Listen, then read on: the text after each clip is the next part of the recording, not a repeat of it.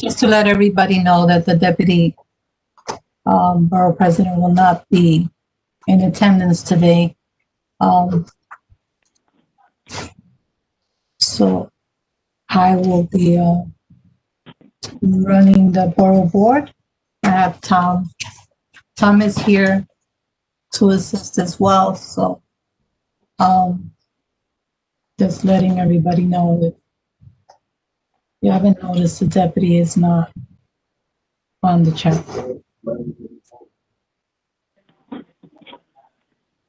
All right, so we're streaming, Marisol, so you're good to go as soon as you're ready. Okay. So good morning, everyone. Thank you all for attending the borough board this morning. We've had several changes in the agenda, and we'll go through that in a minute. I want to just welcome everybody and just advise everybody that the Deputy Borough President, Marika Scott McFadden, unfortunately is not able to attend this borough board. She sends her regards and also best wishes for the outcome for the holidays. So with that, I'll start the meeting and then go into roll call. Pursuant to Chapter 4, Section 85 and Chapter 69, Section 2706 of the New York City Charter, a joint meeting of the Borough Service Cabinet and Bronx Borough Board will take place on Wednesday, December 23rd, 2020, starting thereabouts at 10 a.m. via virtual conference. So I welcome you all. And as always, we will go through a roll call or in attendance. I am Marisol Halpern. I'm the Director of Borough Operations for the Borough President.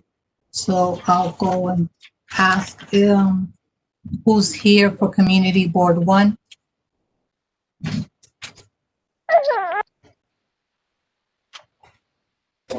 Community Board 2. Hi, good morning, Rob Acevedo.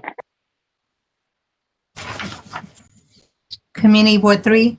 Good morning, John Dudley here from Board 3. Good morning, Dr. Bruce Rivera. Community Board 4.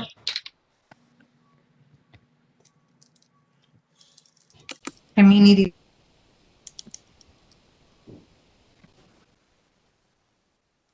Morning, all. This is Ken Brown from Board 5. Happy holidays, everyone. Community Board 6. Community Board 7. Hello, everyone. My name is Emmanuel. I'm the chair, Community Board 7. Community Board 8. Hi, this is Kira Gannon, District Manager. Good morning. And I believe my chair, Laura Spalter, is on as well. Yes. I'm so sorry. I was muted. I'm so sorry. Good morning, everyone. Laura Spalter, Community Board 8. Happy holidays. Community Board 9. Good morning, everyone. Shirley San Andres Alonso, Assistant District Manager, CB9. Community Board 10.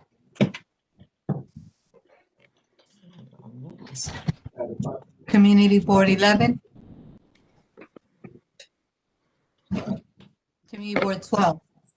Good morning. This is George from Community Board 12. Happy holidays, everyone.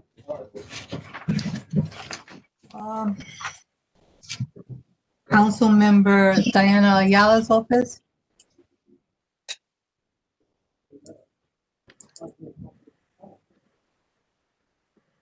That's what I saw, Jose Rodriguez. Yes. Jose Rodriguez is on. Andy Cohen's office.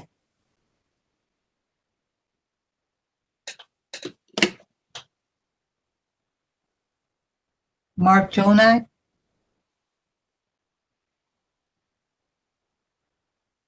Councilmember Cabrera. Good morning, Greg Faulkner, representing Councilman Cabrera. Councilmember Torres. Good morning, Joseph Ennis, representing Councilmember Torres. Councilwoman Gibson. Good morning, Reshma Haribasad, representing Councilmember Gibson.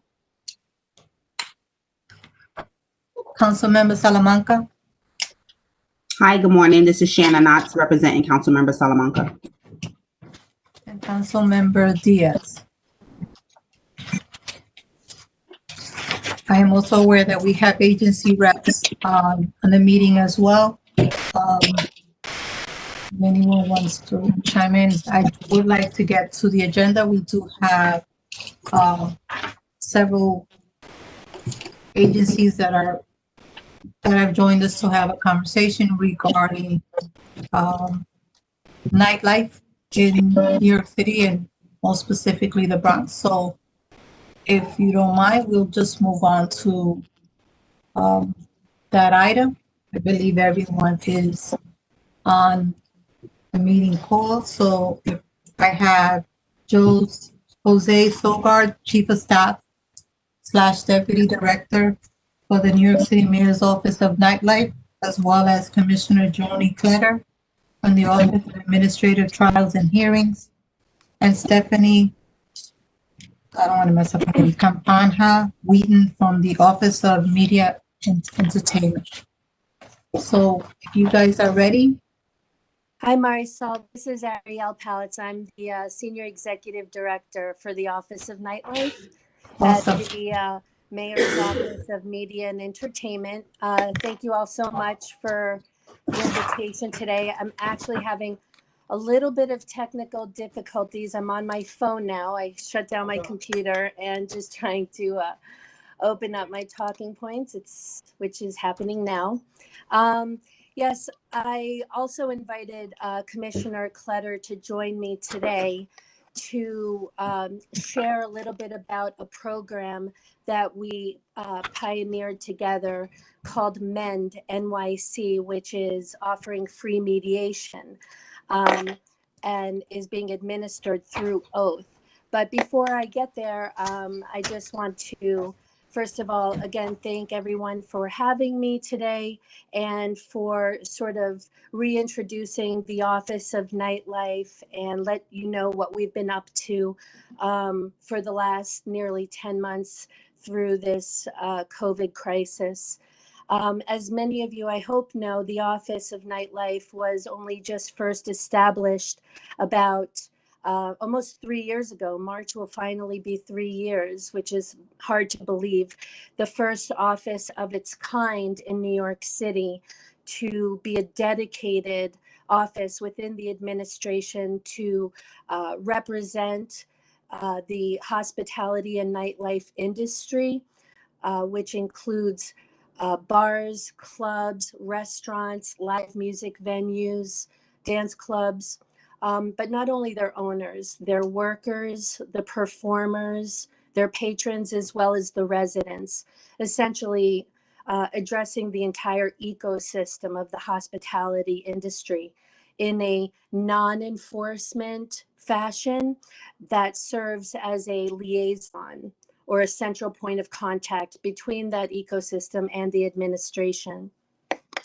What many of you may not know is that there's nearly 50 offices of nightlife around the world, and the attention to the nighttime economy and making sure that this industry is not really only seen as a nuisance or a liability in communities, but as an asset that pre-COVID was bringing $35.1 billion in economic output and supporting 300,000 jobs.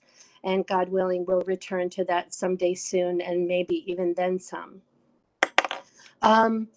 So, you know, the purpose of the office is really to help to coordinate all of the city agencies to find systemic solutions to historic problems, and ultimately to see how we can help make nightlife more fair, safer, more equitable, and accessible, not just for people who go out, but for all New Yorkers and the people who visit here. One of the ways we were doing that pre-pandemic was through our MASH approach, which is multi-agency support for hospitality. We were doing harm reduction efforts around substance use, consent. We were doing active shooter trainings. And then, of course, COVID hit and hit everyone hard.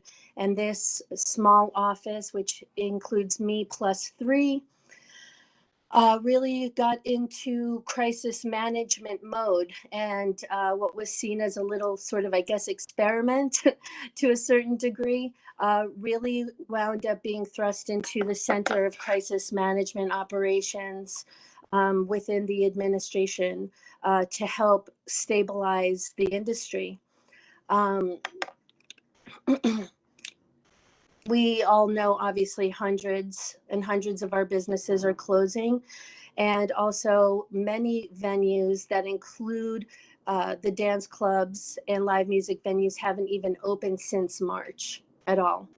And so what we have been doing is really, I think, fulfilling our mandate, which is to make sure that this industry has a seat at the table every single day while decisions are being made. So whether it be regarding outdoor seating, regarding communicating guidelines, we created a what to expect when you're being inspected checklist for operators. We created FAQs, really sort of putting into layman's language for operators. We created the campaign and posters, take out, don't hang out, which you might have seen, or it's up to you, New York, socialize responsibly. But I think for the purposes of this meeting, I'm really sort of proud of what this office has been doing in regards to quality of life issues, which are really essential to the health and vibrancy of our city and of our industry and of our communities. No one knows more than you guys how intimately close the hospitality industry and residents live together and operate together. And I guess it's also worth mentioning, which many of you may not know, I grew up in New York. I ran my own venue for 10 years in the East Village, and I also served on Community Board 3 in Manhattan on the Liquor Licensing Committee for nearly 7 years. And so I was able to sort of bring my experience and awareness of the contentiousness and the intensity of these relationships and the necessity to help resolve them to this office. And so one of the first things I did, actually, some of you may remember I did a 5-borough listening tour when the office was first established. And at those very meetings, the very first meetings we had a table for the New York Peace Institute outside in the lobby, which provides free mediation services for all of New York City. Each borough has their own, so sometimes they have different names, but it was important to me to see if we could start to introduce mediation from the beginning in a neutral, independent way. So I wound up getting trained myself as a mediator through the Peace Institute, which the NCO officers at NYPD also have taken that training. And in addition to that, we also did the Lower East Side Quality of Life Improvement Plan, which was also a pilot program that helped to look at vibrant nightlife areas and to look at the city agencies like sanitation and transportation and parking, and to re-coordinate some of the city agency services to help support high vibrant areas. After about 1.5 years, seeing the sort of success of the Quality of Life Improvement Plan and doing mediation programs myself with different venues and residents, I realized that this was something that was really working. And Joni Kletter, who was only just recently appointed as the new commissioner at Oath, she and I had a conversation because I had realized that Oath has its own in-house mediation program at the Center for Creative Conflict Resolution. And so together we realized that mediation could be something that we could introduce together citywide. And launched only about 3 months ago a program called MEND, which again is mediating establishment neighborhood disputes. And I brought her here to help explain a little bit more how that works. But essentially, we know that the community boards engage in mediation. The NCO officers also engage in mediation. But we also know that sometimes people who are looking for peace in their lives call 311 very often, and very often it is resolved simply through enforcement and not through communication and compromise. And so we really wanted to provide an opportunity where people felt that they could have a neutral mediation conversation without anyone from any city agency to have a conversation and to try to resolve those issues. And we've had a fair amount of success, I'm very happy to say. I'm happy to answer more questions about it. I don't know if I explained it as well as I could have this time, but Joni Kletter is here to maybe explain a little bit more, and then we're both happy to answer any questions. Great. Thank you so much, Ariel. I really appreciate you inviting me to this event, and I just thank you all for inviting Oath to be here. Just very quickly, for those who don't know much about Oath, the Office of Administrative Trials and Hearings, we are an independent and impartial administrative tribunal, and our hearings division is responsible for adjudicating the summonses that are issued by over 20 enforcement agencies throughout the city. So that includes sanitation, transportation, buildings, health, consumer affairs, parks, just to name a few. And we generally process about 800,000 summonses a year, of which over 250,000 come to Oath for an in-person hearing. And as I mentioned, we are independent, we are impartial, and in many ways, we are a check on the agencies. So we're only going to impose a fine if the agency can prove that it served the summons properly and can prove its case at the hearing. And in fact, over 40% of summonses are dismissed by our hearing officers at Oath. In addition to our hearings division, we have a Center for Creative Conflict Resolution, as Ariel mentioned. And traditionally, that center has been involved with city employee mediations regarding workplace disputes, management trainings, and conflict coaching. And when I came to Oath in March, one of my goals was to expand the center and the work that they do, because I was familiar with the center and I knew of its excellent reputation. And I knew that there were ways that we could serve the residents of this city using our conflict resolution center, because their mediation is valuable in so many different contexts. And so I was excited to expand that program. And for better or worse, COVID gave us this opportunity to expand the center's work. And MEND, as Ariel mentioned, is a program both for neighborhood and business disputes around quality of life issues like garbage, noise, etc., as well as a resource for small businesses that are having issues with their landlord around rent, whether it's back rent or future rent. We are offering free mediation services to those parties in order to try to amicably resolve disputes and allow the parties to move forward and have a productive relationship. And so far, we launched MEND about 3 months ago, we've resolved about 20 cases, and each one is, it's about finding creative solutions. And it's actually just amazing, just on the issue of noise and noise complaints, the many different ways that we've reached resolutions with those issues. So I'm really proud of what we've done so far, and I hope you'll take advantage of the service and let other people know about it. As you can see, Rachel from Oath just posted in the chat the link to the press release when we launched MEND via a mayoral press release, which was exciting. So you can take a look at that as well. And yeah, I'll turn it back over to Ariel, or you can open it up for questions. I actually thank you so much, Joni. I really appreciate you coming to help explain our partnership. I just wanted to also share a little bit about how it works and how we get our cases.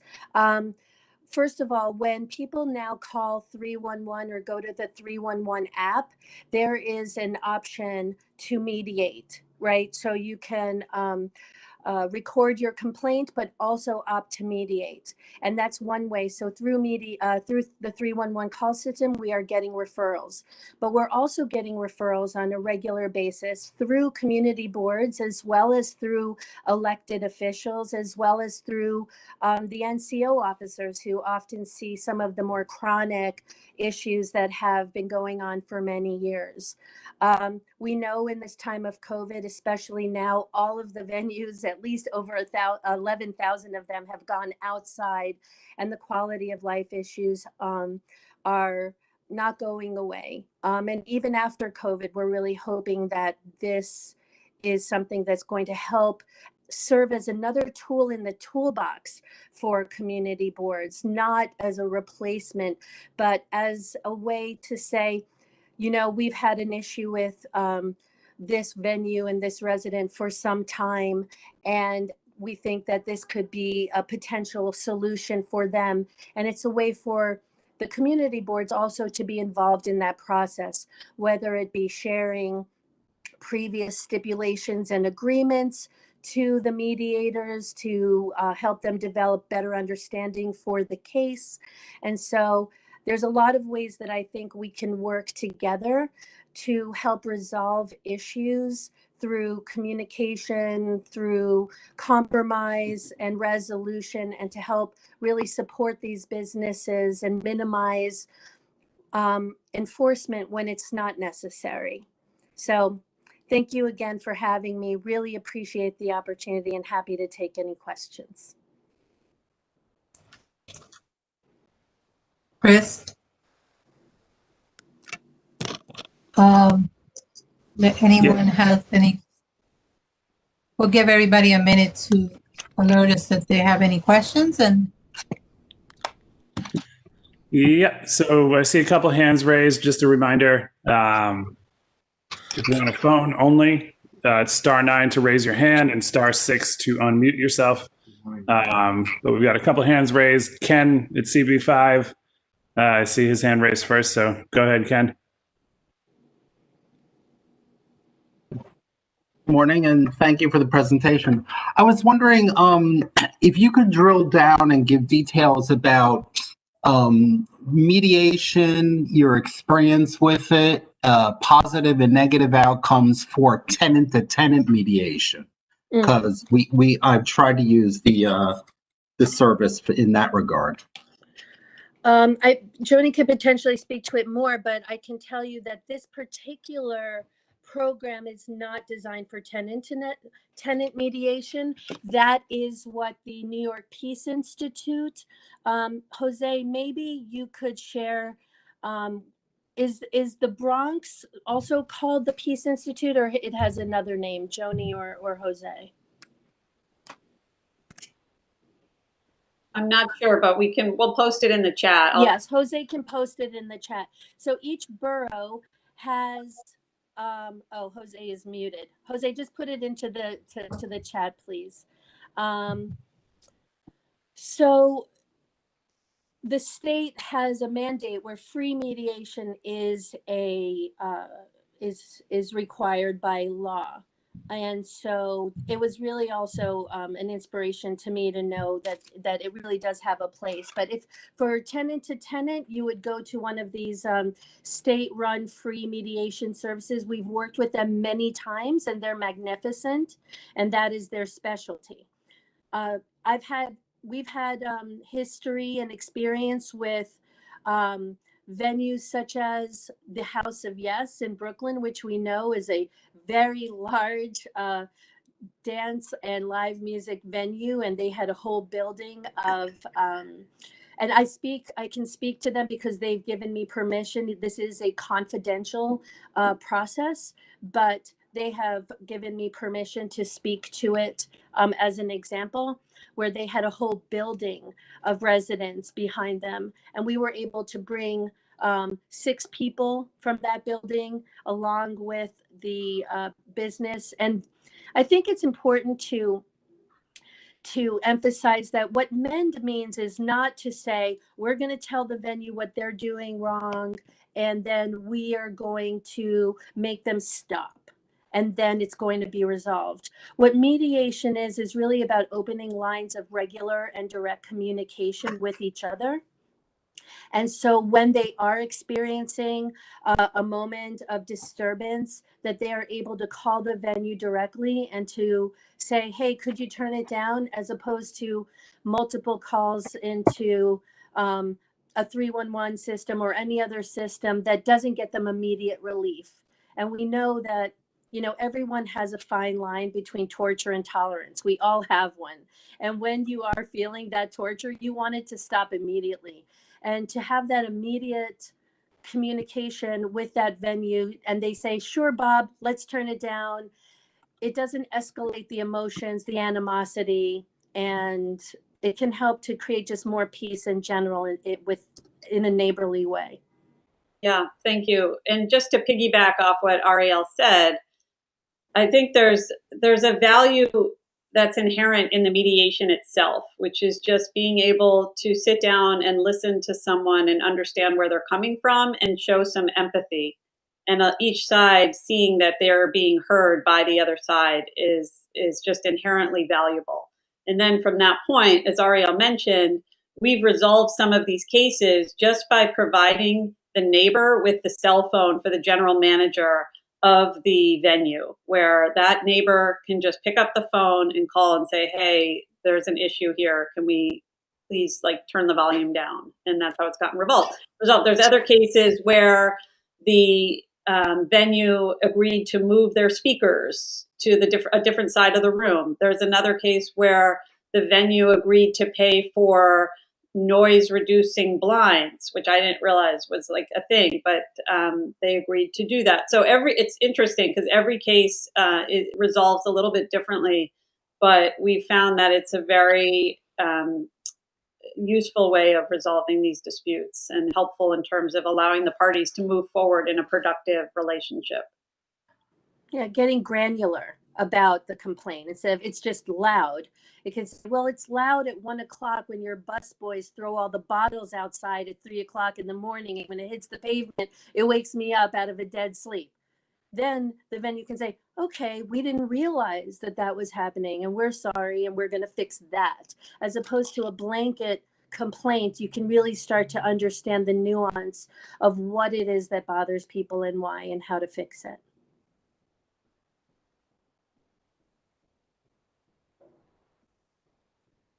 Chris, who else do you have? Yeah. So a few other hands raised. Chiara Gannon was next.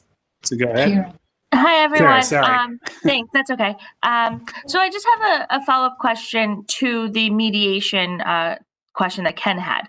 So when I ask a resident who's complaining about loud music at an establishment and I tell them to call 311 and it goes to the mediate and they opt to mediate, who contacts them? Is that the mediation office then, or does the mediation office contact the establishment first? How does that process work? Thank you for your question. What we would ask is that you refer them directly to MEND NYC rather than 311.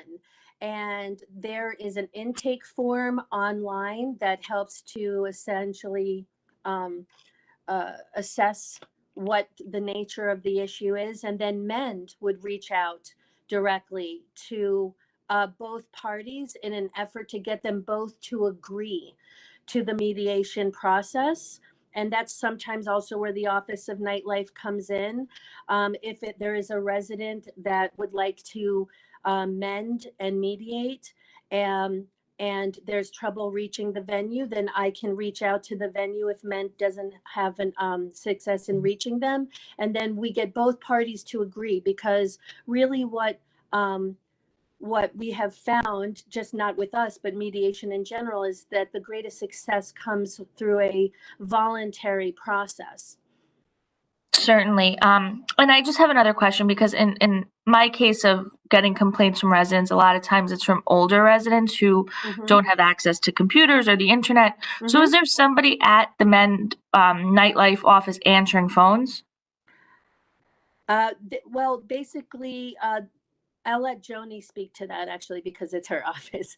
I do know that people do call directly, and that's a really good point. Thank you. Yeah, we do have someone answering phones. You can call us directly. I will put the number and the email in the chat. The email is mendnyc@oath.nyc.gov. And I will also add the phone number. Okay, thank you. And I just have one more point that I know I brought up. Oh, go ahead. Yeah, one thing we also do is if only one party reaches out to us, we don't usually, with traditional mediation, the parties would come together and say, we want to mediate and we want to, we're reaching out to a mediator. In our case, because it's a little bit of it's not a direct relationship between the two parties, we will do the outreach to the second party, whether it's a venue or a neighbor, and explain the benefits of mediation. And ultimately, it's voluntary. It's up to them whether they want to pursue the mediation. And I would also encourage you or any community board district manager to, if you are dealing with a situation in which someone is not able to reach out for whatever reason, that you can also submit that request on their behalf or call on their behalf, and to help facilitate it and give some background information as well. Okay, yeah, my office has done that, so thank you. I just have one other thing I'd like to mention, and I know this was a point I brought up last year whenever we met in person at the Borough Board.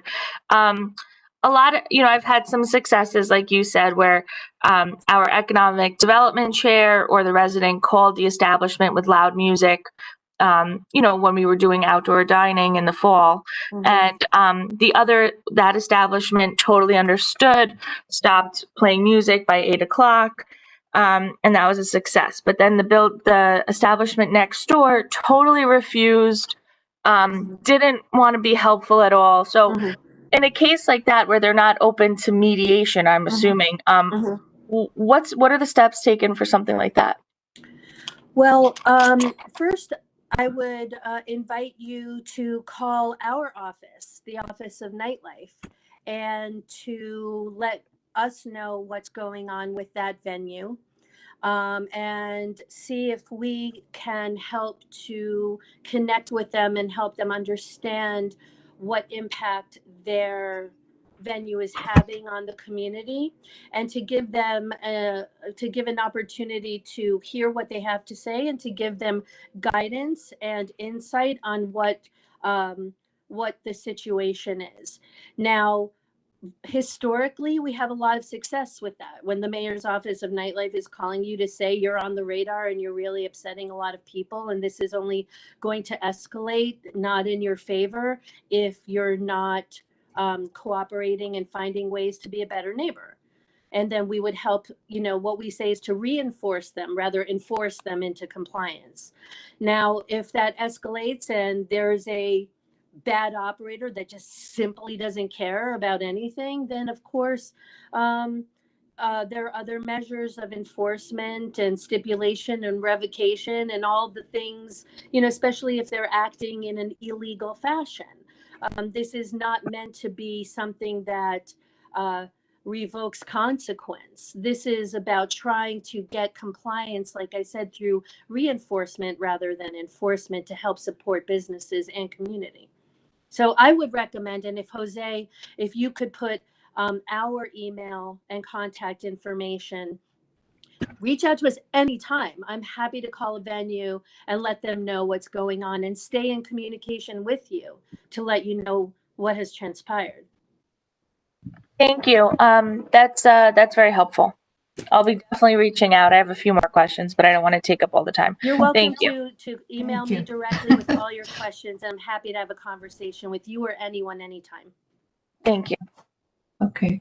So we've got two other hands raised and then one question in the chat, which Joni has answered on behalf of Oath, but I think Dr. Bruce Rivera's question is potentially directed to everybody. So just to read it, it's how involved is your office with the enforcement of the illegal parties that are springing up throughout the city in defiance of COVID-19 restrictions? So Joni answered that already in part in the chat on behalf of Oath, but just curious in terms of Mayor's Office of Nightlife? Sure, happy to answer that question. Yeah, like I said, sorry, my phone is acting wonky. Sorry. Like I said, COVID has really thrust this office into crisis management mode that we did not foresee. I'm grateful to say that we have been brought in and entrusted with a lot of these type of situations. We are on regular high complaint calls around venues, and also we are contacted regularly by City Hall about underground parties that might be happening, and then we are able to, if we are able to find contact with them, reach out in advance, right? We're not a reactive office. We are not an enforcement office. But if something has been brought to our attention of an event that's happening in advance, and we are able to track down, whether it be through our relationships with venues, DJs, or promoters, and let them know in advance, hey, don't mean to freak you out, but City Hall knows about your party and you're going to wind up on New York 1. And also, you have a responsibility to the health and wellness of our entire city to get through this. It's important to understand a lot of these DJs and so forth, where it seems absolutely reckless and irresponsible, and it is. It's also been historically their only way of making any money to eat. A lot of them have have not been on the books and so forth. And so we try to give them resources to food security and how undocumented or gig workers can benefit from some of the stimulus packages. So we do reach out to them. Right now, for example, City Hall asked us to come up with a campaign regarding New Year's Eve to let people and encourage people not to be having underground parties. And we've gone through Eventbrite and looked through the promoted New Year's Eve parties, and we reach out to them and we let them know in advance that, they have a responsibility for the health and wellness of our city and to please cease. All right. We've got 3 more questions now from people with their hands raised. So I'll just go in order here. John Dudley, go ahead. Yeah. Good morning. How you doing? Happy holidays to everyone. Ariel, it's good. I'm glad you talked about Men NYC as a program, right? And that was launched about three months ago. Does that come under the aegis of the Office of Nightlife, or is it the Center for Creative Conflict Resolution? Is that, as a program, Right. Well, we started a pilot program within the Office of Nightlife to assess the value of mediation. But as I had mentioned, our office is just me plus 3 within the Mayor's Office of Media and Entertainment. So the idea of having even the bandwidth to provide a citywide 5-borough program to resolve quality of life and sound issues is not realistic. Right. But yeah, so it's the Center, just to be clear too, the Center for Creative Conflict Resolution is under oath. It is, okay. Yeah. Okay, it is under oath. All right. Let me ask you, so it just deals with neighborhood businesses, neighborhood residents, community residents, business disputes, as well as commercial tenant and landlord issues in terms of Men New York City as a program. But that's the focus then? Yeah, it's to support commercial businesses right now. It started off as a mediation between hospitality businesses and residents, because we know historically there's been a lot of problems in the past pre-COVID. But what COVID has shown us, and what Joni and Oath has been able, because of the bandwidth, is be able to expand in only the 3 months it began to address business to business disputes next door to each other, and understanding the rent crisis that we're having, helping helping commercial tenants start communication for free, right? The difference is a lot of tenants want to speak with their landlords about negotiating a new rent or lease, but it's expensive through lawyers. This is free, and it's meant as a precursor and an opening of communication before they have to start spending money. Okay. And that was, and Joni probably will want. And then I just want to add too, I think that's a good summary, that the Center for Creative Conflict Resolution is looking to expand in some other ways as well. So stay tuned for that, because the head of the center, as well as myself, we're both very interested in restorative justice issues and police community relations. So I do think we're going to continue to expand the work of the center and how we use mediation to resolve disputes and facilitate conversation. Right. The link that you mentioned that was in the link to the press release that was in the chat box, does that, because I'm interested in really passing that information on, particularly as it relates to Men New York City as a program and all the, you know, what it affords businesses as well as residents and all the like. Is there something in the form of a flyer or some type of material? I know you mentioned about the link to the press release that was in the chat box, but is there a type of promotional flyers? Because there needs to be a lot more people to understand and hear about and understand the benefits of that. Yeah, no, and that's why we're here. So thank you, because I would like to get the word out more. So why don't can we send if we send something to, I don't know who the person is that could send it out to everybody on the Zoom, we can send you. If you send it to me, I'll make sure everybody gets it. Okay, great. Thank you so much. Yeah. We also have different types of flyers. One flyer is for the electeds and community board members and people who are in an official position to describe the partnership that we have. And we have other flyers that can be passed out to businesses as well as to residents. So there are two that we can share with you. Thanks, both of them. And I have a mystery guest at my phone at my door, so I'm ready for another question though. Okay, next up, George Torres. Good morning, and thank you. Mike, sorry. My concern, Joni mentioned earlier that 40% of the violations, I guess, are either thrown out or dismissed or resolved some other way. I can say that as a district manager, it's incredibly frustrating for constituents that make these complaints to actually have an agency go out and even write a summons. So that's extraordinary effort right there to actually have a summons written. The fact that when they get to oath, that they're summarily, I can't even say the word, dismissed without any sort of follow-up. I'm curious, what is oath doing to ensure that the agencies are writing proper summonses? And you said that MEND is a private resolution between the complainant and the, I guess, the person who, or the establishment. People want to know what the resolution of these things are, and especially district managers that have, because I find myself, I am the city agency whisperer. People make complaints to us about an establishment. We say, no, that's not the case, but there is nothing. You know, at least with a buildings department violation, you will see the adjudication on the reference number for the violation. There is nothing similar to that with other things. NYPD, you make a complaint to the NYPD, all they say is some very vague thing about, yeah, this was inspected and that's it.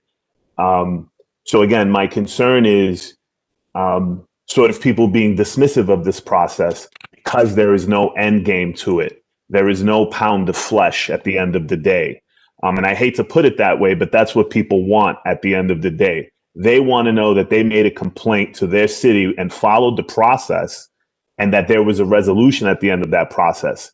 To me, this is very open-ended and very vague.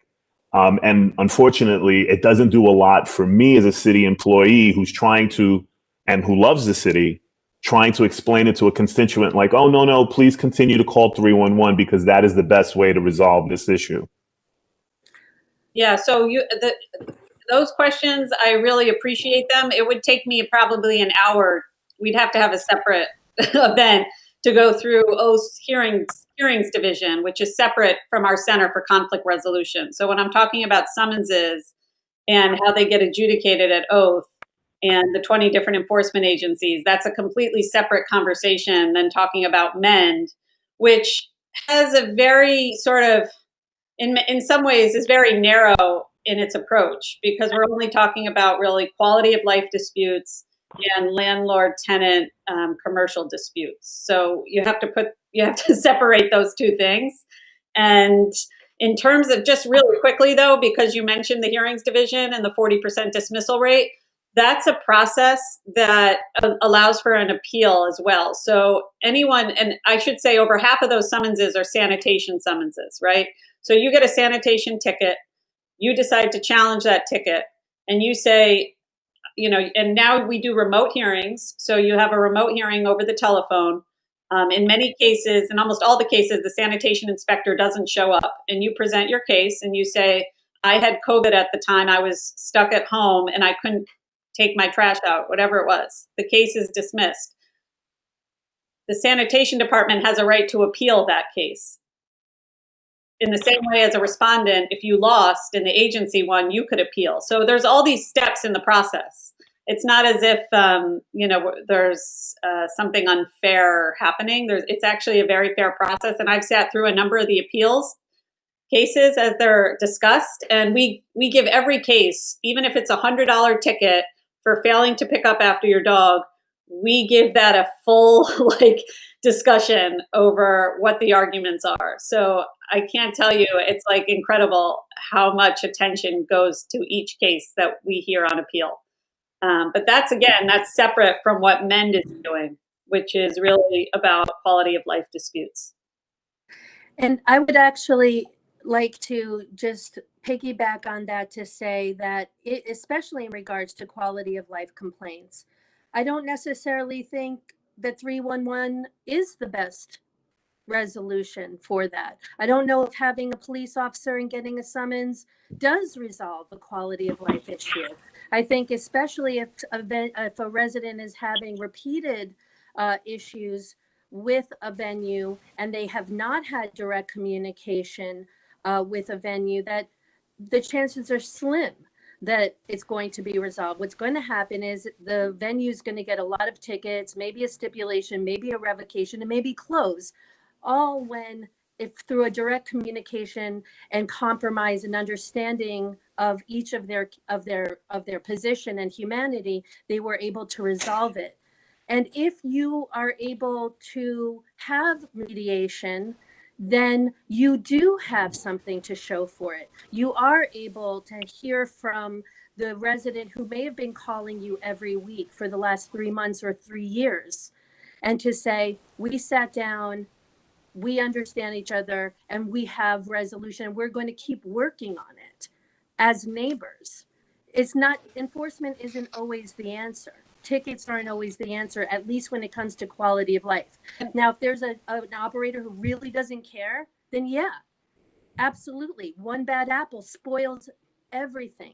But this is a philosophical reapproach from the Office of Nightlife. I know it may sound funny to you, but it is people's livelihoods, to try and find ways to support businesses and community through communication rather than enforcement, unless it leads up to that point. Yeah, no, and as I mentioned, there is a hearings process and then an appeals process. So you call 311, it's going to take 6 months potentially before and it's a fine that might get imposed. That doesn't mean anyone's going to change their behavior, even if a fine is imposed. So we think this is a better, faster, and more efficient way of resolving these disputes. Thank you. So I know, Chris, I know you said somebody else has a question, but I'm just to piggyback on George's question. Is there a way that we can know where the complaints are, even if you give them by community boards? I understand a lot of them are confidential, but if we had an idea as to how many complaints have been coming in and through which boards, then at least we know there's some way of measuring the success of your program. If you tell us we had 20 complaints and we've met with 20 people and half of them were resolved. I mean, that gives us some kind of measurement to see that it's working. And I don't know what your performance metrics are, but for us in the community, all we're getting is the complaints. We may not get that call back to say, oh my God, they called us back and it was resolved. We're just going to get the next person that's going to complain, possibly about the same business, maybe about a separate issue altogether. So I'm wondering if there's a way that you can give us some kind of reporting mechanism that lets us know how are these resolved within the community boards, if not, or what? Yeah, we have metrics. I don't think it would be by community board because this is citywide. But we will, again, this is only 3 months old, so they're not ready to be released yet, but we certainly will release the metrics. Are you able to do it through zip codes? So you're right, Rob. Yeah, let me check on that. I'll check. Yeah, I mean, we do get a lot of calls from people, and MEND isn't right for them, right? So we're referring them to SBS and to other resources because it's not a quality of life dispute. So I don't know if I would like where you would place that, right? But the ones that are coming and we're mediating the cases have been very successful. I also think that there's a way for community boards to be able to monitor success because you receive many of the complaints from the residents and sometimes even from the venues that are receiving many calls. And if you are able to refer to us cases that are chronic or that you think can be resolved through MEND, you will know through our communication and with your communication with those residents who are historically complaining to you, who are now no longer complaining. You have your relationships and your communications with the same people we are. I don't think there's, that much of a mystery as to who is complaining against who, right? These are the squeakiest wheels. And so we know who they are. And so if you call us or refer us, you will know from them, even more quickly than any report we could give you. And hopefully the goal is to reduce the amount of complaints and to make everyone's life easier. All right, so we actually have a couple more questions now. Ralph Acevedo. I'm sorry, I do need to wrap, guys. Yeah. This Good morning. is over an hour now, so I got to run. But feel free to send us an email. You can email Rachel Amar. She'll put in her email for oath, and the message will get to me as a question, and I'll try to get back to you. Okay? I'm happy to stay for 2 more questions. Thank you so much, Joni. Appreciate Great. being here. I got at least one of these questions. Thank you. Thank you, Chris. I'll be as quick as possible, but I got a comment, I guess, just on what I'm hearing back and forth. It's good to hear that you guys are looking to support the businesses, but at one point, the interests of the community needs to outweigh these complaints that are coming in, because this is clearly a nuisance onto the community. And as much as we want to be supportive to local businesses, I think the interest of the immediate community that's impacted is going to outweigh it. But my question, I'm just, hearing what everyone's saying from Marisol to George. My question is, what relationship do you have with the State Liquor Authority? Because clearly, community boards play an advisory role, but we do get every 2 years an establishment has to renew either their full liquor or their beer and wine license with us. And that is when we have an actual say in the matter. We can lay down conditions. I would have never thought to go through this office because I don't know, because, we're talking about enforcement, but you're talking about problem solving here. And at some point, it's not going, like I keep going back to the interests of the community here. But I want to know what relationship you have with the State Liquor Authority. And when it comes to an enforcement, do you have the authority to issue or revoke the license from the SLA? I'm just curious with that. Thank you. Okay. So there's a few questions there. Firstly, we don't have really any direct relationship with the State Liquor Authority. Our Office of Nightlife is a non-enforcement office, and we work for the city. And so, whereas we are able to periodically, we don't have a regular, line of communication or weigh in on judgments or cases, not for or against. We prefer to stay neutral in that place. Whereas what you're saying in regards to the residents outweighing the businesses or the community, businesses are part of the community. Many of the operators and the patrons live in the community, and the residents are part of the community. And I think problem solving is the right approach. And I do think that if we can, listen, when there's violence, fights, blatant disregard, life-threatening situations, enforcement is essential. But if there's a way regarding a quality of life issue to find compromise in communication that doesn't burden a venue who might not even know what the nature of the complaint is because of months and years of anonymous calls, I think they're also, it is good to give them the benefit of the doubt to help them resolve the issue. I don't think there's anything particularly, egregious about that. I would love for you to consider the Office of Nightlife as a resource to help resolve issues before it escalates to the point of enforcement. If there's a venue 2, 3, 4 times, okay, we've reached out to them, they're not responding, maybe the Office of Nightlife can help. We're a tool, we're a partner, we're in this together, right? We want businesses to stay open, especially now. And I know that every 2 years, liquor licenses come up for review. If there is renewal with complaint, if there's not with complaint, you can choose not to bring them into the community board. But within that 2-year period, if there is a chronic issue around quality of life and complaint, and it is able to be resolved, even if it's been going on for years, through mediation in partnership with you, is that not a better resolution? Is that not a better solution than restricting hours or restricting anything so that they can survive? I just want this to be seen as a possibility, as another tool for certain circumstances in which resolution, communication, and mediation is possible. Well, we definitely appreciate. I'm sorry. Yeah, I agree to an extent. I'm sorry, Mara. So I agree to an extent, but what you're describing, the burden falls back on the community. And that's where time after time, and what you're describing, it's time sensitive there.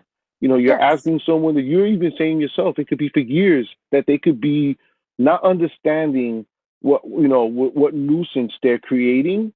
I disagree with that. I think they know what they're exactly doing. I think, even having relationships with the police department, right? With my local precinct, we make the precinct aware. They send the NCA officers over there, and the NCO officers will describe exactly what's going on. So it's not like a neglect. It comes to neglect almost, because they'll understand. And I do understand that we want to be supportive, in particular now with these businesses, and the pandemic that we're facing. And it hasn't, since COVID, it's been a whole different ballgame. But prior, it's something where I would go directly to my local precinct, make them aware that we're receiving these complaints. The precinct now will go and speak with the managers and the owners there. And if it continues to happen, the only tool that we would use is to try to get their revoke their license. That was it. I mean, I don't understand. The mediation would occur at the community board level. But I'm just raising, these are concerns that my community are facing. I can't speak Ralph. for anyone else. I appreciate the perspective. And, I think in some cases, you're right, not all cases. And the NCO officers themselves reach out to us for assistance. This is another tool in the tool belt, and to give the businesses and residents the benefit of the doubt that they can resolve issues, because sound is not something that can end once you've been warned. These are living, breathing, live social gathering spaces, and it's a process, and it goes up and it goes down, and it's good and it's bad. What is important is to establish communication and relationships with the venue if it's possible. But I hear what you're saying, and thank you. And please consider us as a tool when the cases make sense for it. I have time for one more because I have another meeting. Thank you. And just to add to what Ariel was saying, I did post a link. It would the easiest thing would have been to call you up. I know you. That in the chat for those of you who need it. But of course, if you have further questions, we our oath and we left our contact information. So the other thing I would like to offer is for the members, if you have a list of questions that you want to share, you can send them to our office and we'll make sure that they get all of them and we get answers back. I do appreciate at least another tool that we can use to handle these quality of lives, but obviously there are a lot more intense issues that are surrounding these communities. So I do appreciate coming to the Borough Board and Borough Service Cabinet to raise the issue and have this discussion with us. I do appreciate that. I appreciate the commissioner also coming on board. So I thank you for your time, and I don't want to be greedy about it because we do have another presenter coming on board, but I do appreciate and I expect that at some point we'll have you come back and then go over what might be reviewed and what might change within the programs to see if they're addressing any of the major issues that the boards and communities have. So I thank you again for your time. Thank you, And- Marisol. I really appreciate the opportunity to be here. And I encourage anyone to reach out to our office or to men directly anytime as well, right? That we're here to be partners with you and to help resolve the issues and support the community together to get through this really terrible time and to start flourishing again in a healthier and safer and better way.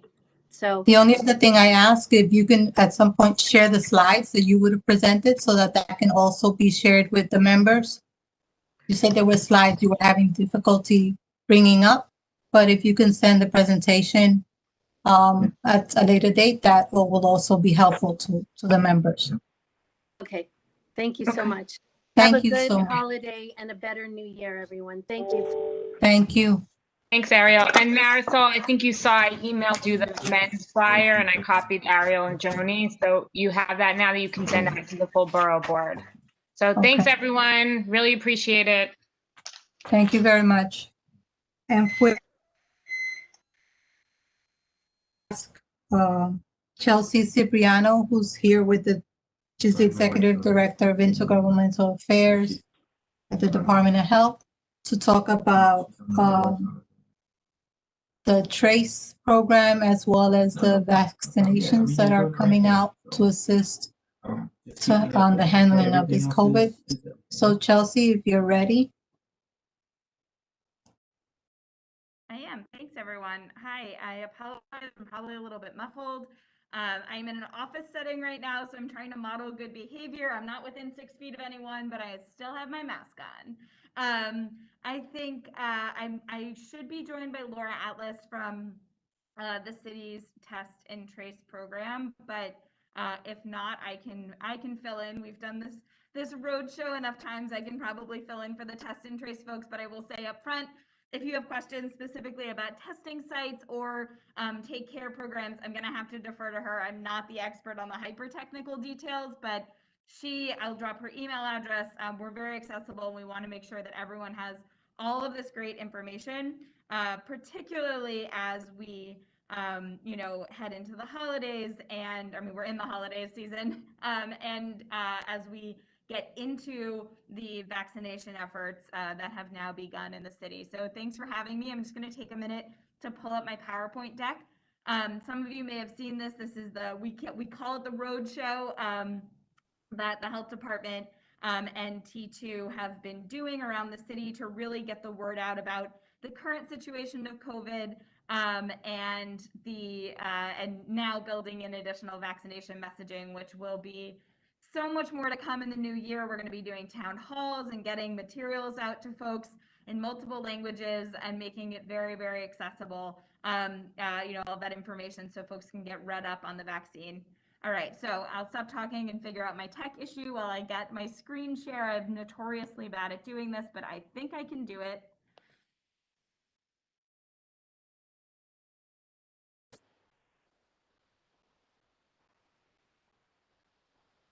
Oh, and I see Jonathan just dropped in some resources into the chat. Thank you so much.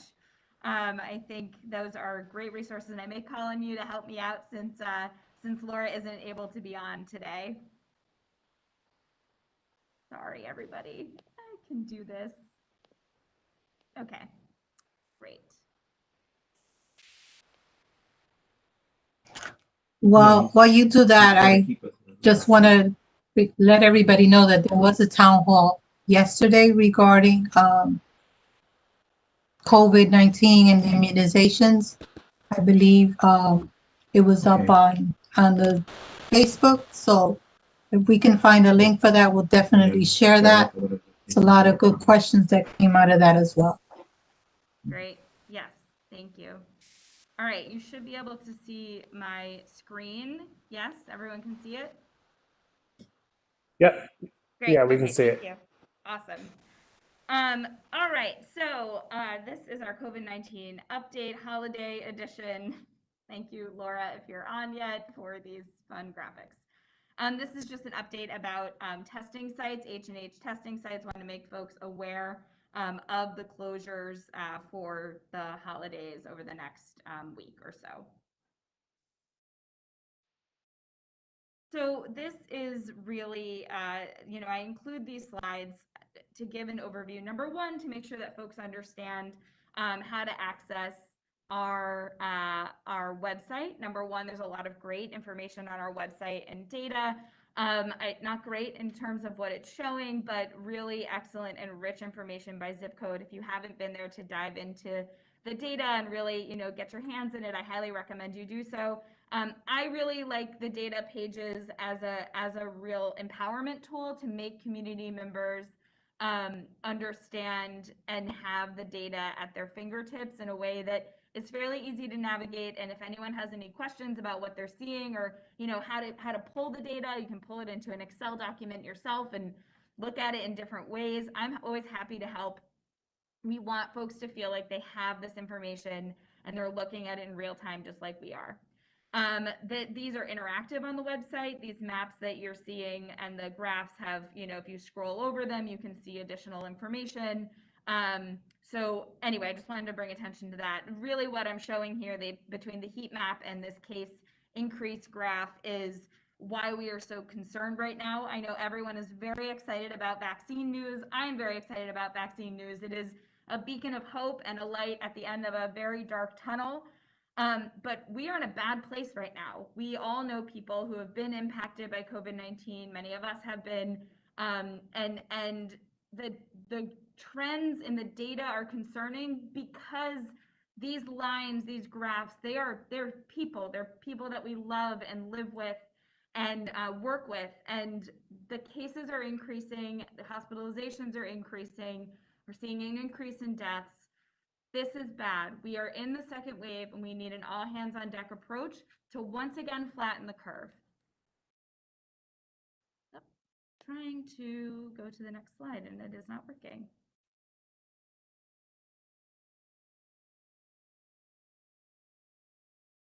I seem to have lost control of my mouse.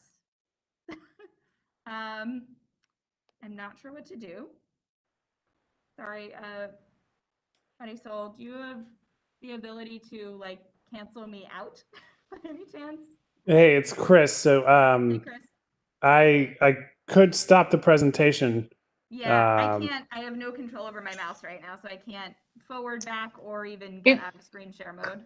Chris, is it because she's not a co-host? No. This kind of presentation in a meeting like this on WebEx.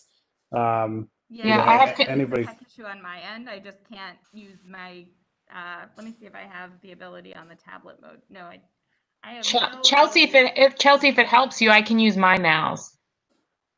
Okay. I mean, I kind of just need to get out of the, sorry, everyone. Oh wait, I may have it back. Okay, let's see. This may have worked.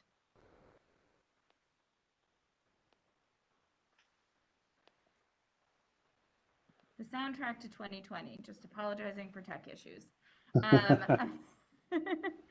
I don't think that I am able to click to the next slide. There we go. Okay. Oh boy, all kinds of fun things. Great. Okay, so yeah, I just changed the role. Okay, should I try again? Yeah, if you're good, if you can control things on your end, just go back to the share button there at the bottom and choose PowerPoint. Sure. I'm so sorry, everyone. Thanks for That's bearing okay. with me.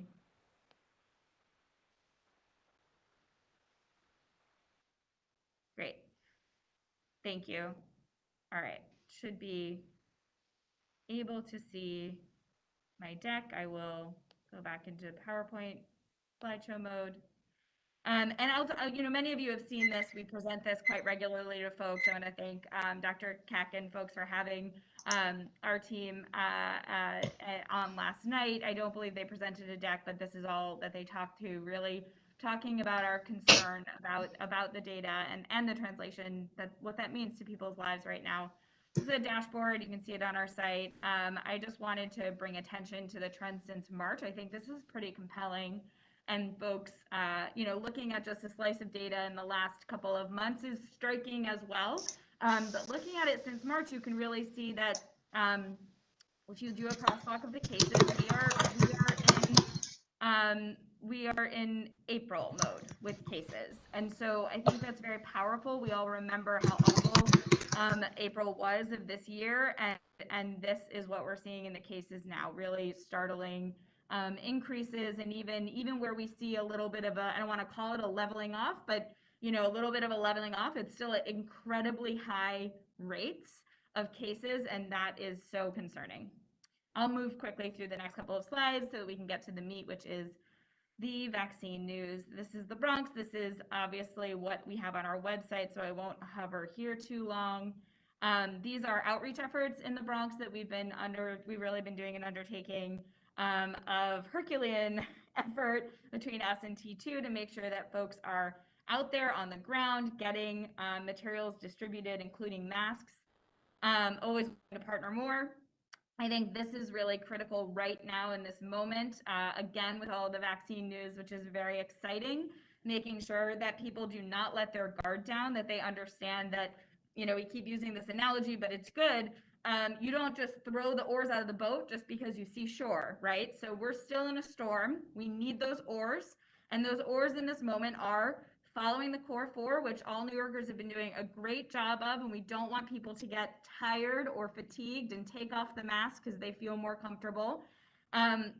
We need to, avoid, particularly this week and into the new year, avoiding travel and non-household gatherings for the holidays. This is hard news to hear. We know. I haven't seen my family in over a year. It's awful. It's been a terrible year, and it's a very hard ask. And I think what people need to remember is that it's different this year, so that we can see our families again next year.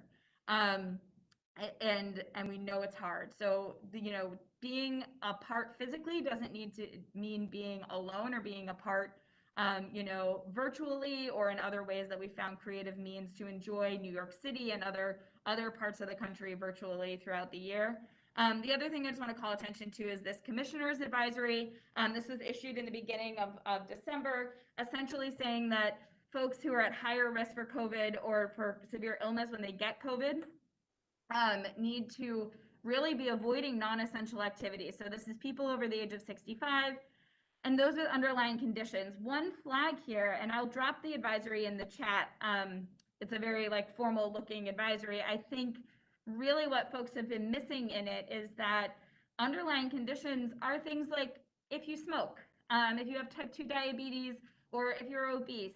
And the advisory applies to not just individuals, but the people that they live with and people that care for them.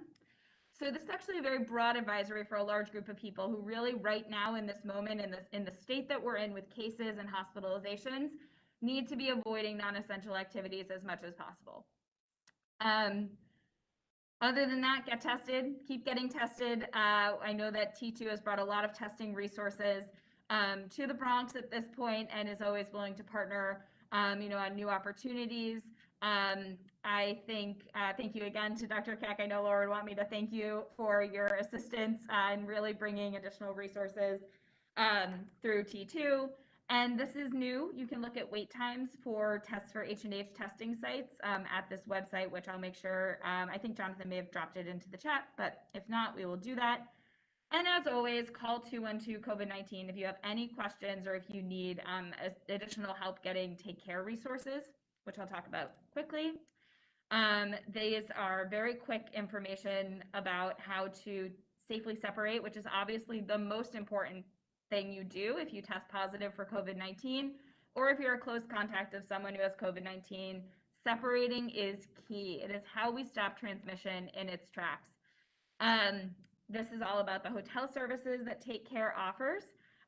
This is amazing. They also have things for people like dog walking, and you get a Take Care package when you are part of the program. So it's really quite excellent and is really meant to facilitate easy, safe separation for folks because we know it's hard to safely separate in New York City.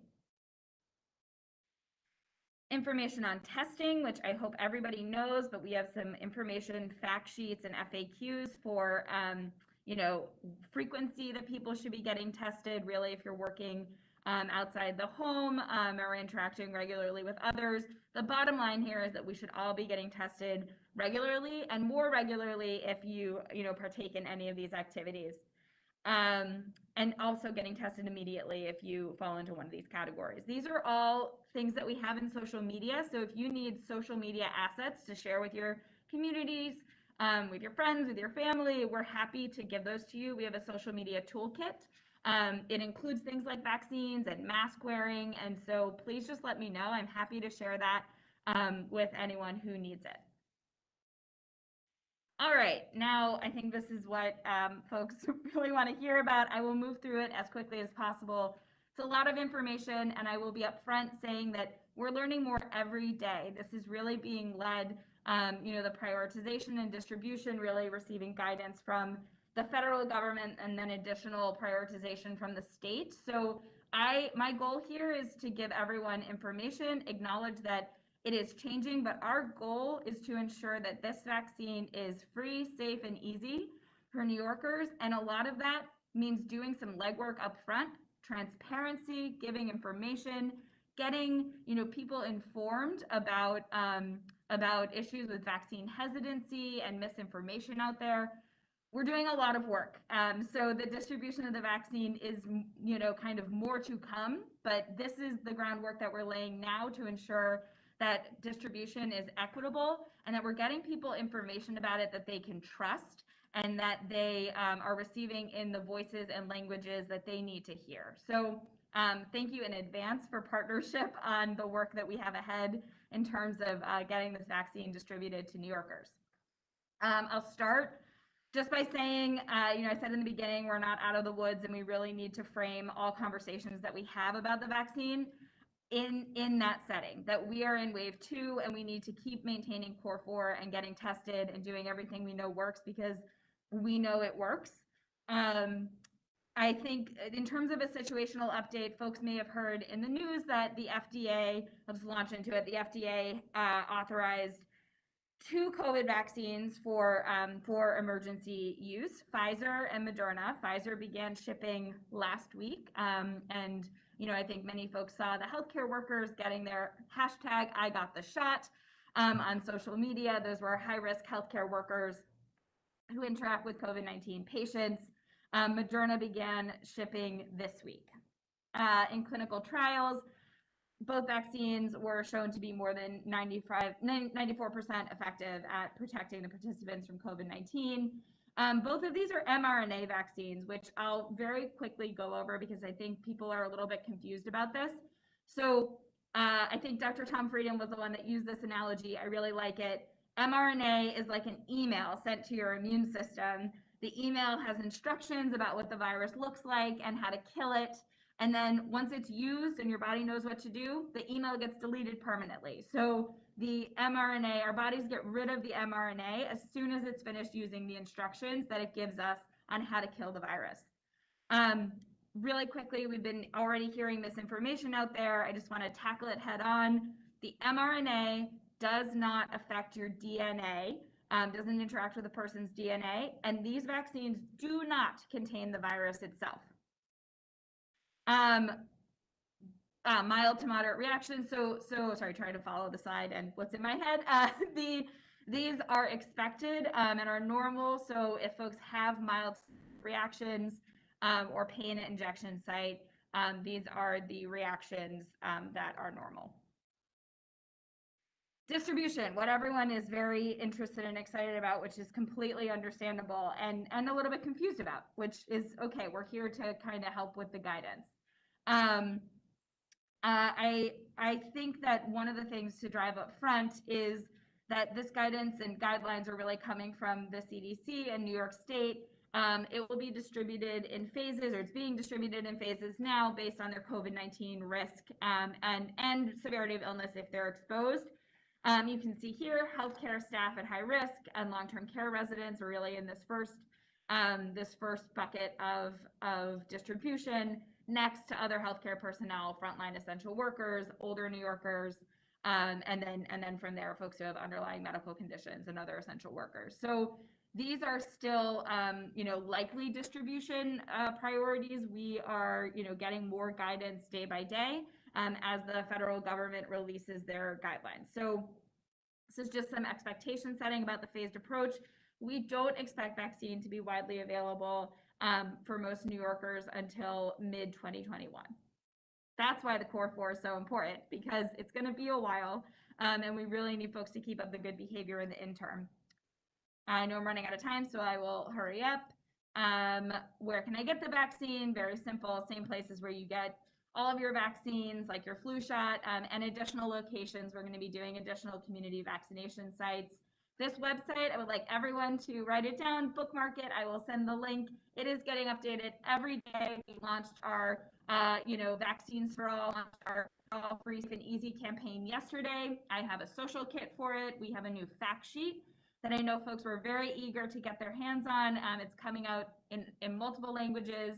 And thank you so much, Jonathan. I think we will get, as much collateral as people need. We will be doing a big push in the new year, including to get our folks who are on the ground right now doing mask and other distribution, information about vaccines to hand out to.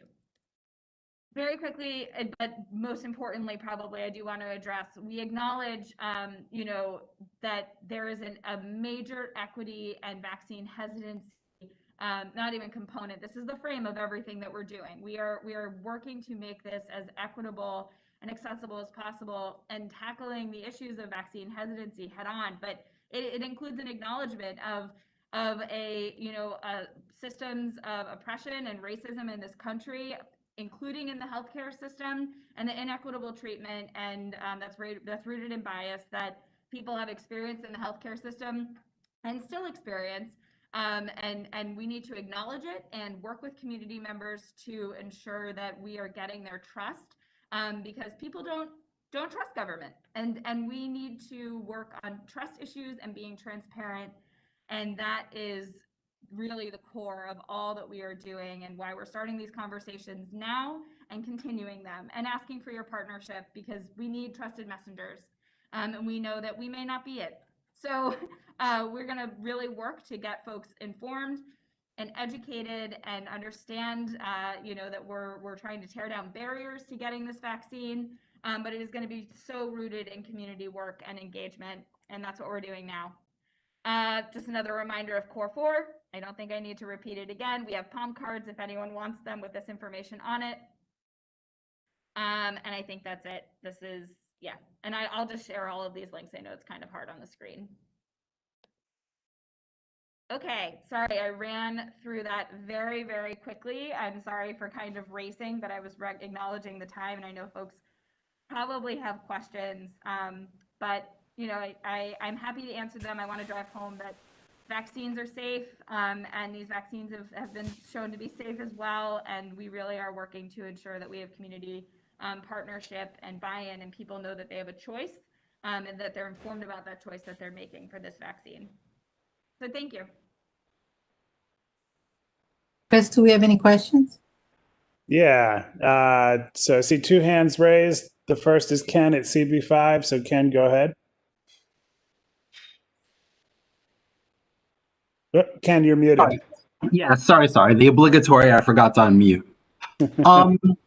I know that there has been some reporting in the press that it is indeterminate how long your immunity lasts when you get the vaccine. So can you speak to that? Has there been any updates? What's the deal with that? Sure. No, I think that it's a really fantastic point that you're raising. That is true. I think that we are still awaiting additional information about, you know, the longitudinal studies of how long immunity lasts. But that's why it's going to be so important. We know that what we're going to be, two things that it will be up against, in particular in terms of people getting the vaccine. Okay, I've got the first one. Number one, how do we get them to get the second one, right? That's going to be really important. It is a 2-dose regimen. And we know that it's going to be hard to get people don't like getting one shot. So getting 2 feels like a lot. But it's going to be really important that we get folks through the door to get the second vaccine. We'll be relying on, you know, the citywide immunization registry and other tools to ensure that we can do that. But your question is a good one, and it's why we are going to need to encourage people to continue practicing the core 4. Just because you get the vaccine doesn't mean you get to throw your mask away and throw it out the window. And we, you know, people want to do it. We're tired. I'm tired of this thing. It's not great. But you know, it is so important. So I think there's more to come on what we're seeing in terms of, you know, longer term immunity. But in the interim, we are pleased with what we've seen in the studies, but need to ask people to continue practicing these steps. Dr. Jimenez, feel free to hop in at any point. Oh, I wanted to ask another tangential question. Will students be mandated to take the vaccine before they can be readmitted physically into schools like the other required vaccinations? No, it's a very good question, and I think the answer is in terms of mandates and other things, we don't know yet. I think for students, really important point that I didn't make, and thank you for reminding me of it. So the vaccines, Pfizer's vaccine was authorized for children, or you know, people 16 plus. So they have not yet been authorized for use in children.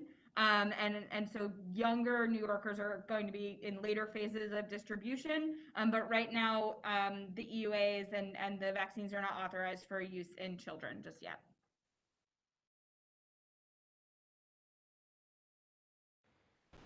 All right. Next question, next hand I saw raised is Joe McManus. So Joe, go ahead. Yeah, thank you for the presentation. How are they going to know when one group is finalized to go to the next group? Say, like, how do you know when every healthcare worker is going to get it so you can go to 75 or then 65 to 75 and down the line?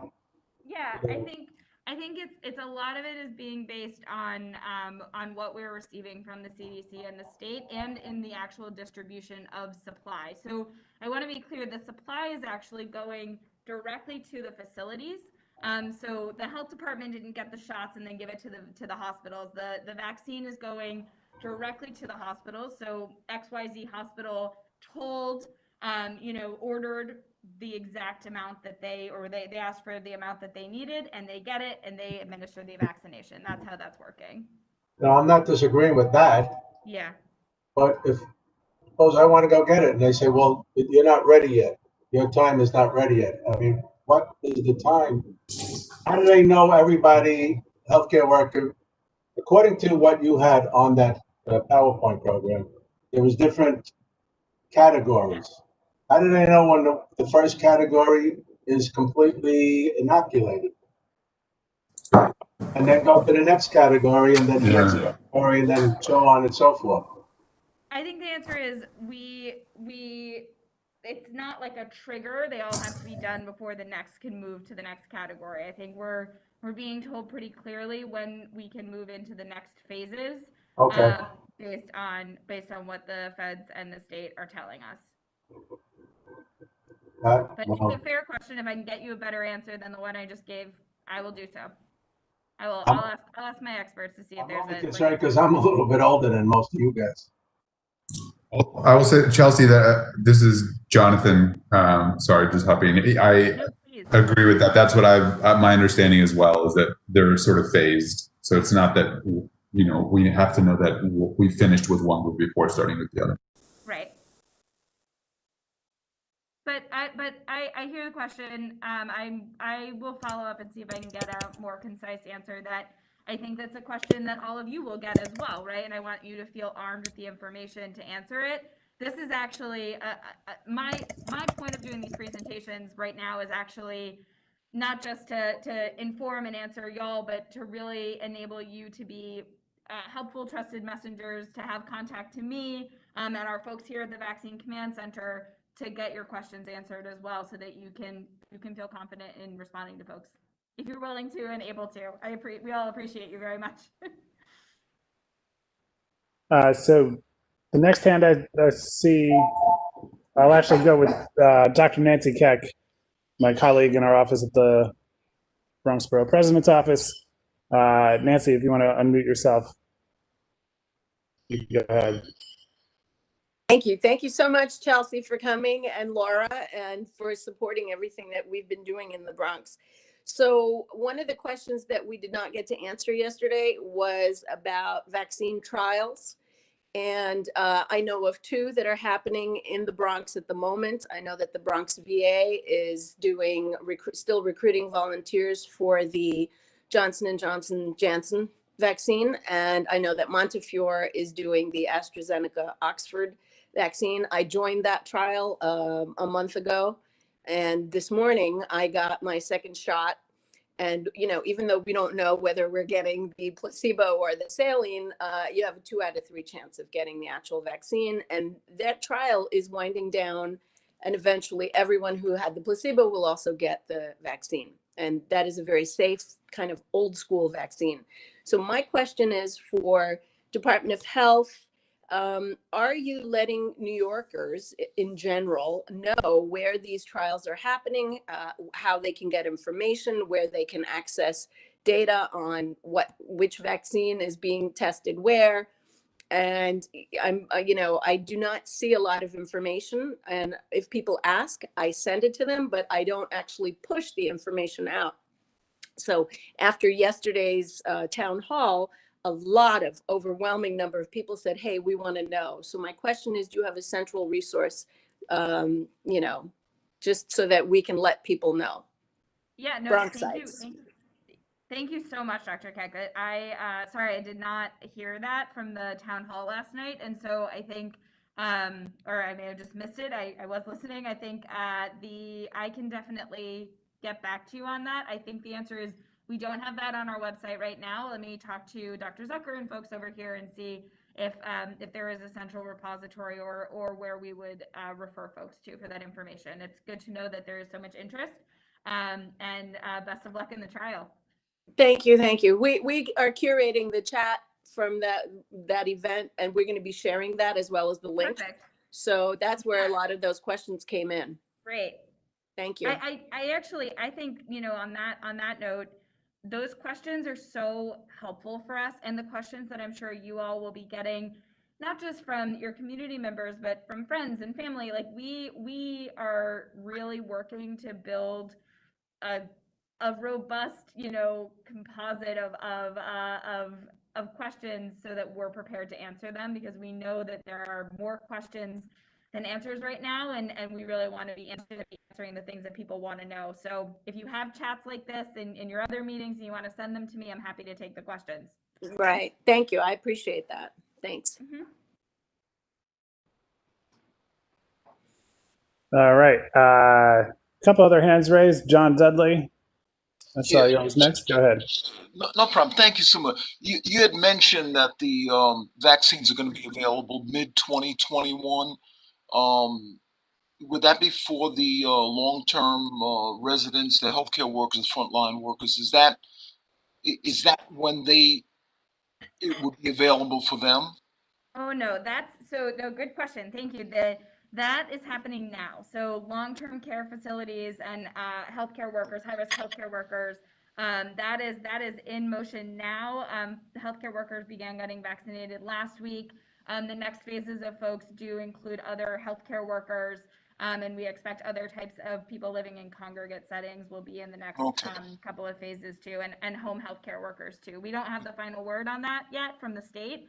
But yeah, that's those priority groups are in motion now. The mid-2021 is the broader distribution where it's like widely available, wherever you can get your flu shot. That's what I was talking about. All right. Last question I got for you. Is there currently now, or have you heard of the possibility of any legal requirement for healthcare workers, frontline workers, long-term resident staff, or even people in general when it becomes available in 2021, legal requirement mandating that they have to take the vaccine? That's my question, because I've heard that, but I'm not sure. So I just want to know, have you heard wind of that? I have not heard any conclusive wins of mandates for New Yorkers at this point in time. I think all of those, as broader distribution becomes more available, I think those are all policy conversations happening at multiple levels of government. But as of right now, no, we have not heard any conclusion on that. Thank you so much, Don. Thank you. All right, and one more. As my dog makes an appearance here in the meeting. One more question. I see a hand raised. Dr. Bola Omotasho. Oh, thank you. Thank you so much. Thank you for the presentation, Chelsea. Regarding the vaccination, I know along with the COVID testing, which HHC have been doing, you have the option of also doing the antibody testing, which is very great. And I must say a big thank you, because HHC reports the antibody testing results with values.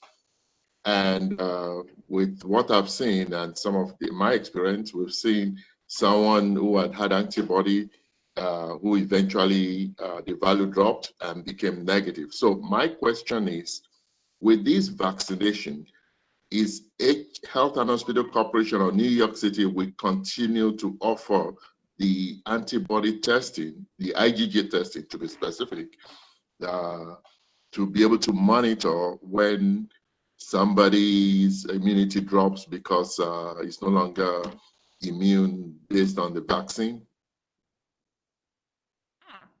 That's an interesting question that I do not know the answer to. Dr. Jimenez, do you know of any plans for that off the bat? I think the answer is maybe not. We don't know yet. But it is a really interesting question. I was writing it down as you were saying it. I don't know. Yeah, I can speak to I don't think there are any plans right now to remove the access to antibody testing, which is already available as you shared. So. But I think the question is whether we're going to use antibody testing to monitor antibodies of the community given by the vaccine. Oh, that type of got testing. it. Yeah, I do not know, but that is an interesting point. Yeah, thank you so much for the question. We will get back to you. Okay, thank you so much. Thank you. Of course. All right, that is it in terms of raised hands. So I think that's all the questions. So thank you. And Marisol. So then I thank you for coming in and talking about a very important topic for all of us. We look forward to hearing more about the vaccines and when they're going to be rolled out. This is something that, as you've already mentioned, is a very personal thing for many of us due to losses of friends and family. So we are very hopeful that this will bring an end to this saga or this problem that we've been having for quite some time. So again, I appreciate you coming in, and I I hope that if anybody has any other questions to share, please forward them to me and I'll make sure they get them, or that way we can have at least an idea as to what it is that you guys are looking to see, and we'll share them with Nancy and make sure that some of those are addressed in a better fashion. At this point, we try to go into announcements. If anybody has any, please let us know. Hey, Joe McManus, go ahead. I see you raised your hand. Thank you, Chris. Thank you, Marisol. I just wanted to let everybody know the office is closed, probably because everyone in our office is moving to the congressional office. So this will probably be my last meeting with the Bronx Board. And just wanted to wish everybody Merry Christmas, Joyous Kwanzaa, Happy New Year. Thank you. Oh, congratulations. Sorry to see you go, Joe, but congratulations. Anyone else? Thank you. Dr. Bola, I see you raised your hand again. You have something? Yes, please. It's a comment and also a comment. We understood that United Healthcare is cutting off their relationship with Montefiore Hospital System by the end of this month. And of course, it's going to impact on quite a number of residents in our community. I'm just wondering if is there any unanimous decision by the Borough President's Office or the Health Department to intervene in this, especially in the light of the COVID, which about 60,000 folks will be losing their insurance. I mean, they'll be losing the United Healthcare insurance, but at the same time, they've been asked to look for other providers by Monty and United Healthcare. I'm just wondering if something can be put in place before then. I'm the chair for Committee Board 5, and we did send a letter out. We vote a letter of support that this should be put on hold. And with all the crises going on in our district, especially with COVID-19, I'm just wondering if this will be a good forum to ask that question and make that announcement and encourage even the Borough President to intervene, please. Dr. O, I'm happy to address that because we have already co-sponsored a letter with George Latimer, the Westchester County Executive. That was a very strong endorsement for Montefiore. That letter went to United Healthcare leadership, and their response was less than I don't know how to say it. Their response was not optimal. They basically just put forward their own position, and we are once again have been asked and are working on with Marcus Crespo on an additional letter from the Borough President's office. So I just wanted to assure you that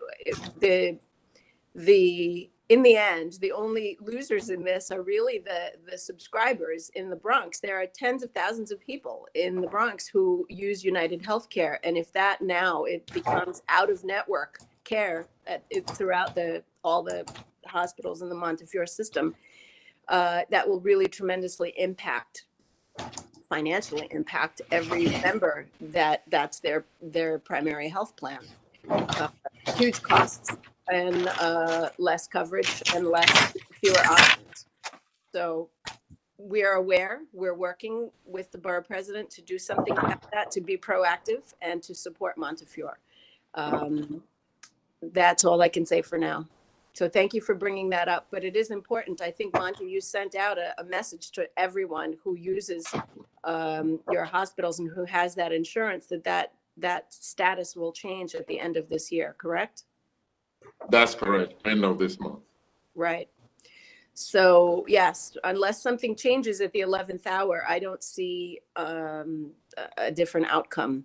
But the BP is aware, and we are trying to be supportive, just so that to answer that question in the affirmative. Thank you. Okay, thank you. If I just can just give a little follow-up.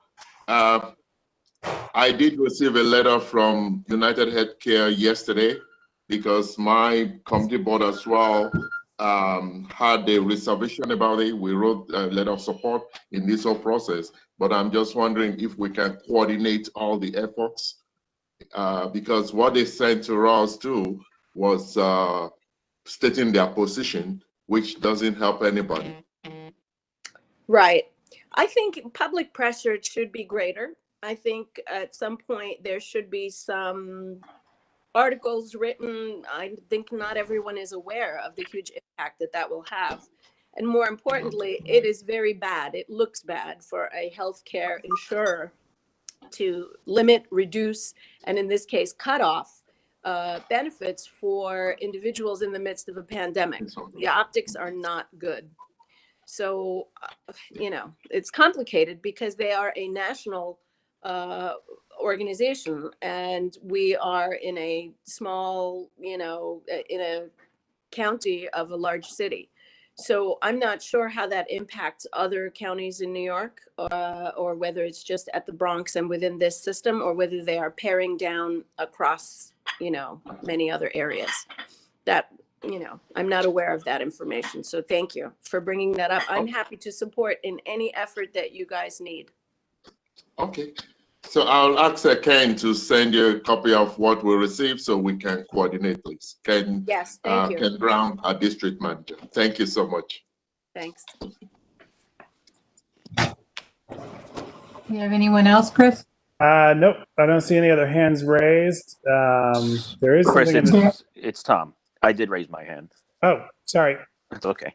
Good afternoon, or almost afternoon to everybody. I to let everybody know that as you saw from one of the original agendas, the voting on the City Planning Commission's waterfront resolution was moved to the January meeting. It will give the boards that have not yet taken a position on it January to complete their review and vote, and will also give council members some additional time to be briefed by the City Planning Commission in order to vote in January. So that will be a voting item in January, and so we will need the chairpersons of each of the boards and the representatives from the council members present at the January meeting to vote. Happy holidays to everybody, and best wishes for a happy and a healthy new year to all. So, thank you for that, Tom. I had mentioned it earlier, and so it's good to repeat it for those people that were not part of the original or the beginning of the meeting. So, remember that voting item will require a quorum for it to be considered, and we look forward to seeing that in January. I will also be sending out the schedule for next year's meeting so that everyone can plan accordingly. And so you should be getting that shortly. There are two announcements in the chat.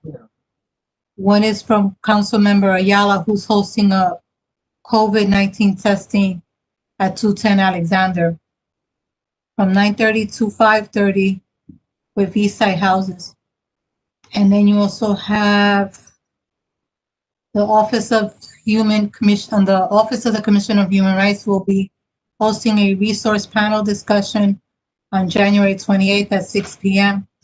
Anyone who has flyers that they wish to share with us, please let us know, and we'll do our best to distribute them and forward them to, Tracy McDermott has the best distribution system that we know of, so we'll make sure she gets it. But on behalf of the borough president and our office, have the best of holidays, the safest and healthiest of holidays. We look forward to a better year in 2021. I don't know if anyone else wants to add anything to that, but again, our best wishes for everyone here. Thank you, Marisol. I do see one other hand that was raised while you were speaking. Brian at New York City Emergency Management. So Brian, if you do have something to say, go ahead. Hey everyone, I was just going to give my regular report, but I could also submit it by email if that's easier for everybody. Feel free to share if it's something that's topical to what we were discussing. Just regular updates. We're taking Ready New York requests virtually through the intergov at oem.nyc.gov email or through the website nyc.gov/Ready New York. We're hosting our 9th annual symposium titled The Rise of Community During Emergencies. And I will send, Marisol, I'll send you over the link so you can share with everyone. But it's a place for community leaders, researchers, and emergency managers to gather and discuss the best way for communities to respond to emergencies. We have some winter weather updates. We've got links to the severe weather website, which everyone should have during an emergency. And as always, sign up for Notify NYC. It's the best way to get emergency information in the city from emergency management. And there's a number of ways to sign up for that. nyc.gov/Notify NYC, call 311, follow Notify on Twitter, or download the free mobile app for Apple and Android devices. Individuals can also receive notifications in 12 languages, including American Sign Language. And as always, thank you for your partnership over the past year. We want to wish everyone a happy and safe holiday season. Thank you. With that, if no one else has any other announcements, comments, I'll be happy to adjourn the meeting. Guys, have a safe holiday, and we look forward to seeing you next year. Thanks again. Happy holiday, everybody. Marisol. Bye-bye. Yeah.